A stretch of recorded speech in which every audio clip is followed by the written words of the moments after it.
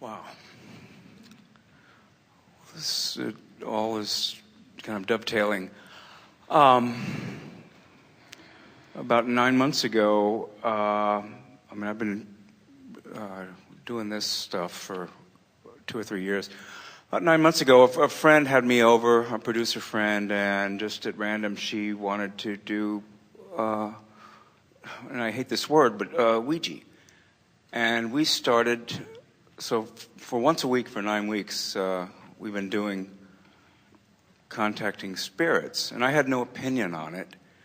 And it's been very profound, and relatives, and with the internet now, you get, all this information was coming through from, soldiers that have died the week before in Iraq to famous actors, just incredible people. Jane Roberts came through with all kinds of stuff.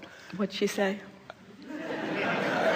Basically everything you say. That time, I wish I had the notes, but basically that time is a construct, and that there is no, that evil is something that we've made up, and you get what you think about, and it's all stuff similar to what her writings are, and it's all very profound, and it's interesting because the 3 or 4 people that I've done this with, one of them is slightly aware of this, of Abraham, and the others just have no clue, and so everybody's coming from it from a different place, and one person wants to do a reality series on it, and we've actually filmed some of them, but then a couple of weeks ago they stopped coming, or it just seemed it. But you kind of answered that, about getting into the vortex, because my thing was, I wanted to know, how can I make my life better, or what should I do? That was one of my questions. And one of the answers was, my friend's 5-year-old brother is just so wise. He died in the 30s, and he said, it's your life, live it. And I guess my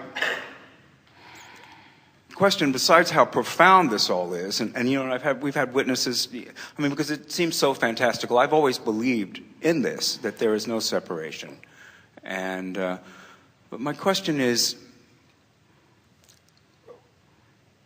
how can I take this, and I think you've answered some of this, and it's just by getting into the vortex, but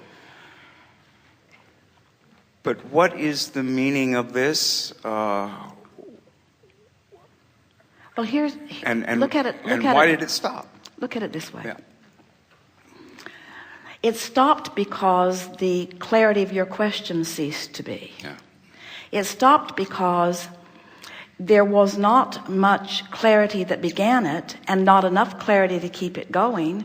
And as it came, your observation of it caused so much contradictory energy within you that you became singularly participating, and there wasn't enough energy to continue the summoning of it. Yeah. That's the precise reason that it stopped. But there's so much more that we want to give to you, because we began this gathering today talking about all of the thoughts that you could think, and what we were really talking about are all of the things that you all could observe as you are living in your environment here today. In other words, if you live in this nation, there are a handful of political choices, but not that many, and there are socioeconomic choices that with some variation. In other words, there is a lot of detail from which to choose. And we talked about the chaotic potential of trying to consider from too many viewpoints all at once, and instead of establishing a point of attraction that you understand, that is measurable, that you can enjoy as it evolves, instead you've just got a sort of vibrational chaos going on, getting a little bit of everything and none of it being very satisfying. And you took that to a whole new level. Yeah. In other words, instead of just observing what's happening on your physical plane, now through the game, the frivolous game of the Ouija board, you began observing beyond and beyond and beyond. Do you understand that every thought that has ever been thought still exists? Yes. And that law of attraction gathers those thoughts. So when you tap into something that you assume is someone living in a past life, and they're talking to you about the details of their physical past life, you've tapped into the thought form that surrounded them while they were living, and that may even be still there even though they're gone. Especially, it's why they're famous. In other words, more people that think about it, it causes this gestalt of thought to continue on and to be added to. As Esther began her interaction with us, and she began to realize that she was picking up on things that were beyond what was physical, and certainly her experience in receiving Abraham, she's getting whole blocks of thought that she knows she had no physical conscious connection to. So she began realizing that there are all kinds of things that she could tap into. The question is, do you want to?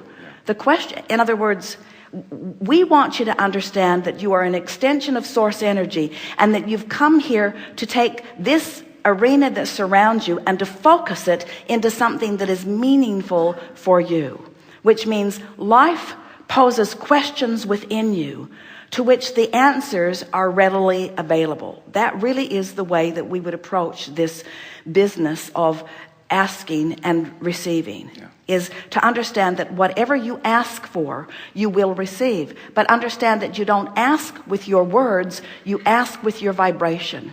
And until you have some way of controlling your vibrational asking, you cannot control the vibrational answering. No one ever sits down and puts out a legitimate, deliberate request for cancer. No one ever does that. No one has ever done that.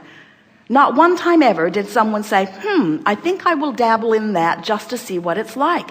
No one's doing that. And yet millions of people have and are and will experience this ravaging of their physical body, not because they are choosing it deliberately, but because they are choosing it with their sloppy thinking. You see. So our encouragement is that in other words, we're not opening the door to you to endless conversations with endless non-physical energies. We don't have to open that door to you. That door has always been open. Anything that you find vibrational alignment with will reveal itself to you in a myriad of ways, you see. And much of that stuff has been translated into movies that is entertaining to a lot of people, and a lot of it is helpful and a lot of it is not helpful. As an individual, you just have to decide who you are and what it is that you are wanting.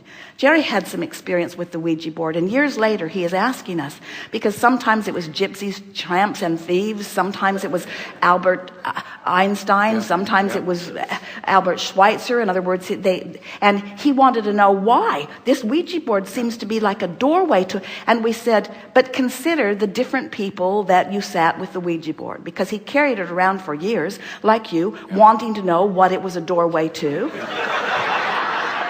And the majority of people, it wouldn't work for them at all. It wouldn't work for Jerry. It always took someone else that had some sort of energy stream going before the thing would begin to move at all. Right. And when we asked him the question, because there were only a handful of people that it worked for, when we were able to help him to understand that the different energy that was summoned had to do with the other person who was on the board. It was their point of asking that equals that, you see. Yes. So we're not trying to guide you away from that particular method of receiving. We are, however, wanting you to understand that you have access to whatever you are asking for, and that to have a really satisfying answer, you must have a rather detailed question. And if your question is just generally, what's out there and what do you have to say to me? That doesn't go very far, very long.